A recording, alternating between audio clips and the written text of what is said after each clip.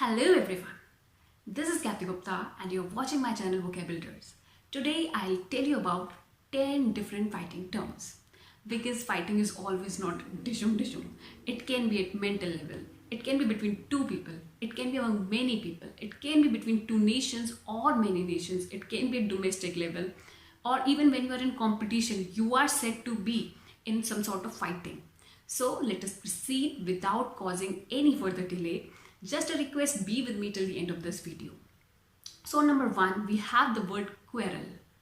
Remember, we use the word quarrel in case of children. When two children are fighting with each other, we generally say that two children are quarreling with each other. Then on number two, we have no speaking terms. There is a scenario when two people suddenly stop talking to each other. So we can say that they both are at no speaking terms with each other. Then on number three, we have conflict. Remember, conflict is a non-violent term. Conflict is used when two people are in disagreement at mental level, like their thoughts do not match, their views do not match, so there is a conflict of interest between the two. Then next we have the word dispute. Dispute is also a mental disagreement between the two people, but dispute can also be used in case of legal cases, like we can say that there is a dispute going on between a landlord and a tenant. This is a disputed property, this is disputed land, etc. Then number five, we have the word riot. Remember, riot is a violent word. It's a physical violence among people on political or religious or any community matter. So I hope I'm clear with this word riot. Then on number six, we have the word rivals. Remember, when two people are at par with each other, they generally are in same profession, they are of same age group, they are said to be rivals. To understand it clearly, I'd quote the examples of two actors like Ranbir Kapoor and Ranveer Singh. They both are actors, they both belong to same age group, so we can say that they both are rivals and there is a rivalry going on between the two. Then we have the word battle.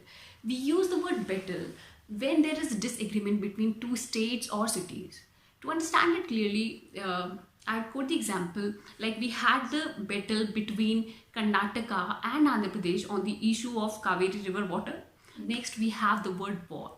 We use the word war when there is disagreement between two nations like India-Pakistan war, Indo-China war. So war is used when we are talking about two nations. Then we have World War. We use the term World War when many countries are at disagreement with each other. Then we have the word feud.